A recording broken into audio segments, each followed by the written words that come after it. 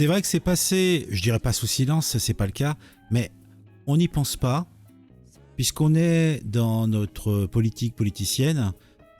On voit à distance ce qui se passe en Israël, dans la bande de Gaza, mais on oublie peut-être un peu trop que cette journée du 7 octobre a endeuillé la France, puisqu'une trentaine de ressortissants de notre pays se sont fait tuer, mutiler, décapiter, et que au moins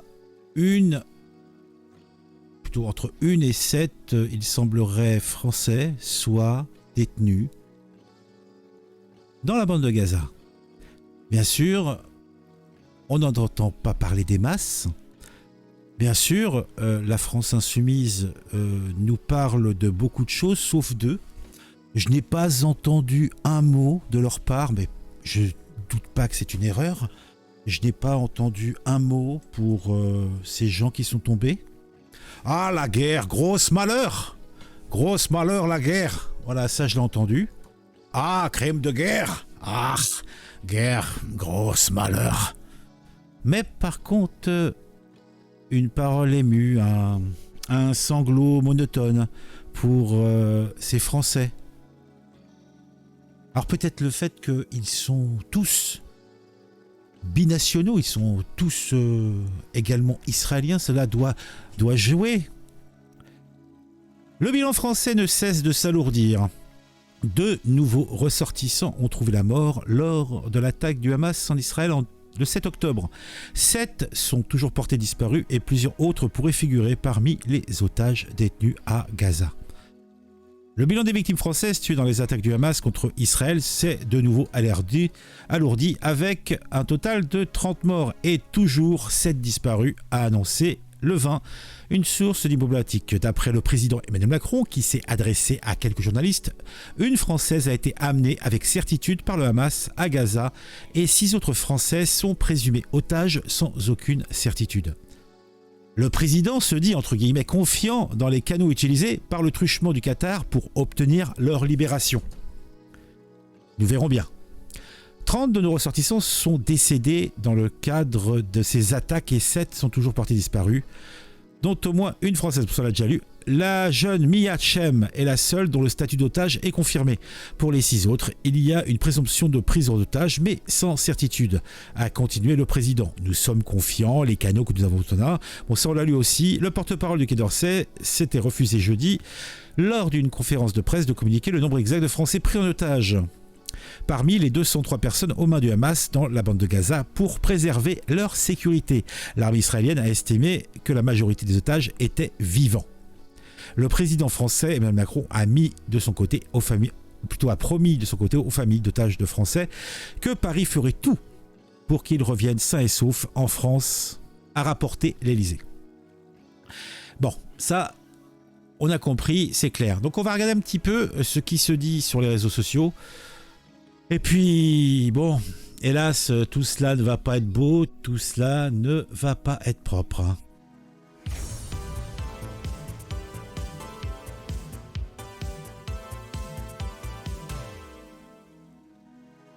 Jean Messia, alors, on va rafraîchir un peu, ça se trouve il y a d'autres choses qui sont sorties. Ah, on ne sait jamais. Alors, Choucroute 76, 30 Français, oui, 30 sont morts, assassinés par des barbares islamiques dans l'indifférence des médias dans la population française. Pendant que certains attisent la haine, quand va-t-on leur rendre hommage? Qui va leur rendre hommage? 30 Français assassinés. C'est la question, qui c'est qui va leur rendre hommage? Ça, c'est une bonne question.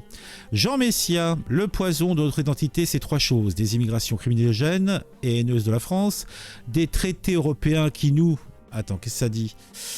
Qui nous empêchent de les virer, des juges rouges qui font tout pour les garder chez eux et qui nous haïssent. Plus nous mettons de temps à répondre, plus ces personnes ont de temps pour se marier, avoir des enfants, travailler régulièrement, s'engager dans une activité culturelle ou associative, et donc ne plus être expulsables. Gérald Darmanin. Et ça de quand cette histoire? Il y a un truc qui se dit?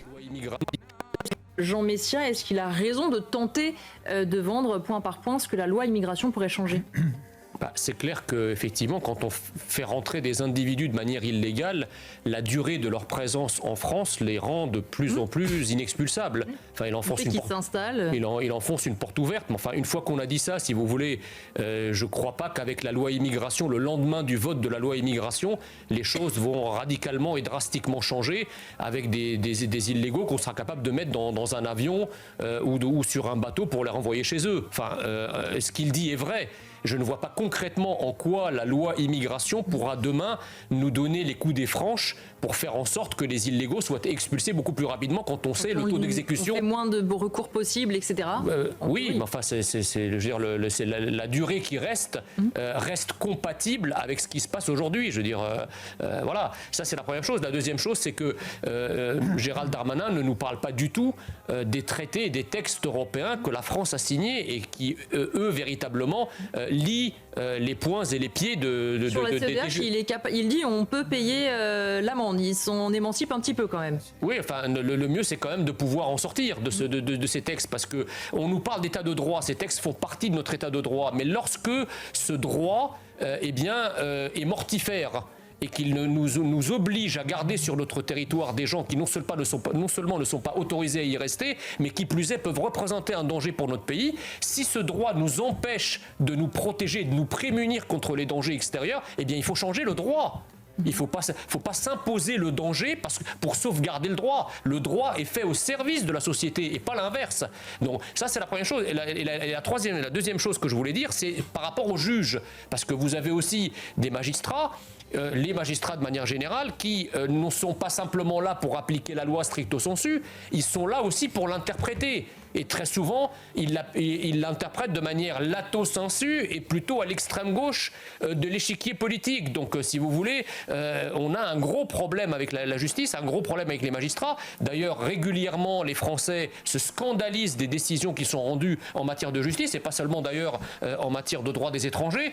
Donc, il faut revoir tout le système. Il faut rendre les juges responsables de leurs décisions. Il faut sortir des traités européens qui nous empêchent de virer les étrangers, et notamment les étrangers qui nous posent problème, y compris les légaux d'ailleurs. Quand un étranger a une carte de résident, on n'est pas obligé de proroger ad vitam aeternam sa résidence. Si cet étranger pose un problème de sécurité nationale, on peut mettre fin à sa carte de résidence et le renvoyer chez lui. Eh ben dis donc. Alors, qu'est-ce que ça donne d'autre ? Est-ce que je suis seul à penser que depuis le 7 octobre, il y a quelque chose de totalement pourri en Occident ? Le Hamas est une organisation terroriste islamiste qui a commis des crimes contre l'humanité. 30 Français y sont morts, 9 sont kidnappés. Qui parle de nos morts ? Personne. Personne n'en parle, très cher Lunise. Caroline Giguer, stop, ça suffit, j'appelle tous les médias et responsables politiques, s'ils en restent, à dénoncer les propos orduriers de Mélenchon. Qui peut rappeler que 30 Français sont morts, 20 toujours retenus en otage ? Je me décolère pas en lisant ce type qui n'a plus ses raisons du tout. Alors pourquoi ? Alors qu'est-ce que Jean-Luc Mélenchon ? Voici la France pendant ce temps, Madame Braun-Pivet campe à Tel Aviv pour encourager le massacre. Pas au nom du peuple français.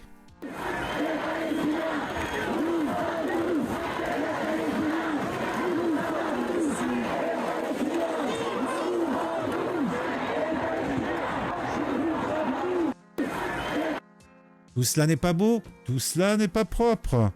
Alors, c'est avec ça qu'il faut faire un moratoire, une visite officielle en Israël, un geste de solidarité envers 4400 civils massacrés, dont 30 Français, devient un encouragement au massacre.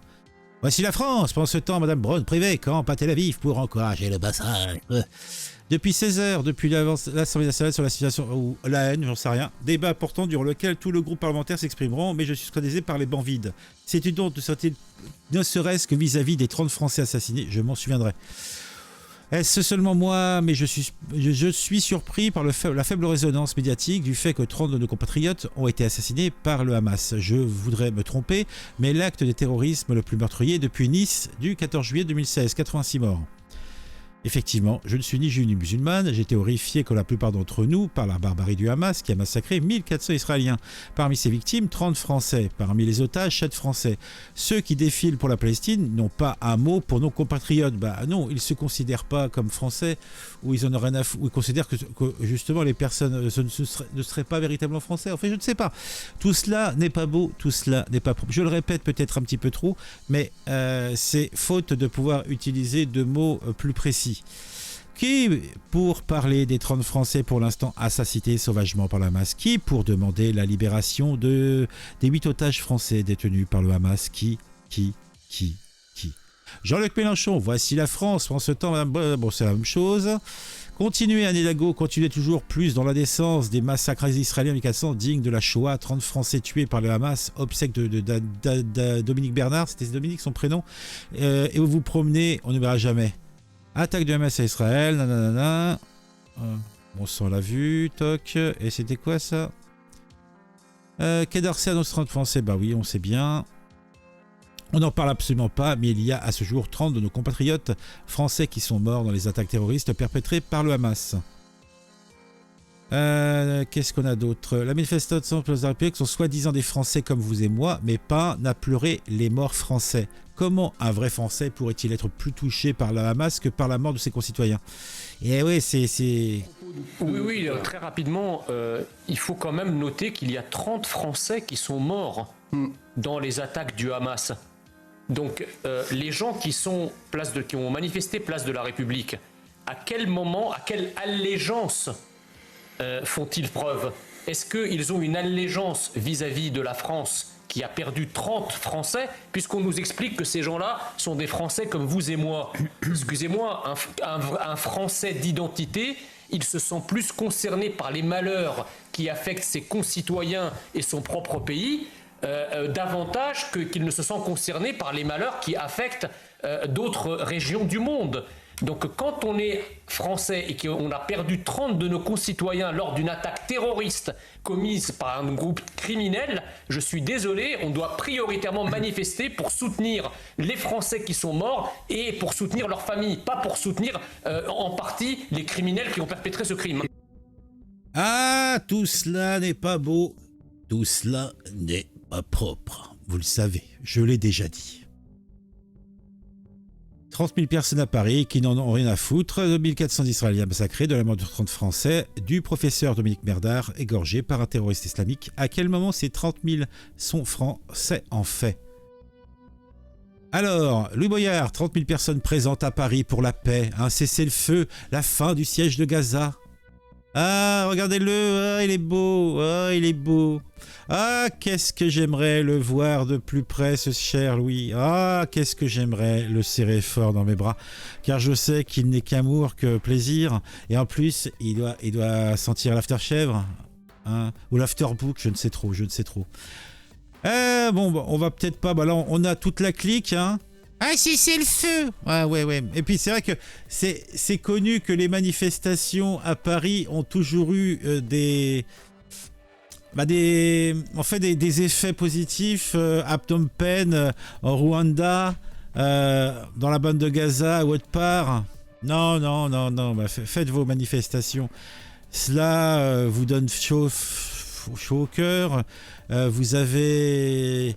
quelques éléments de vertu en plus, hein, ça vous... Quand vous crèverez comme des merdes dans vos lits de vieillesse, bien sûr, ça va sans dire, en fait vous pourrez dire que vous avez manifesté contre des vilaines choses. Ah, ça vous serez bien. Tiens, j'avais écrit un truc. Qu'est-ce que j'avais écrit? Nous nous apprêtons à visiter la bande de Gaza dans la déclaration unanime de tous les députés et sénateurs France Insoumise. Ah ouais, j'avais fait ça, c'était de l'humour à 3 balles. Nous nous apprêtons à visiter la bande de Gaza.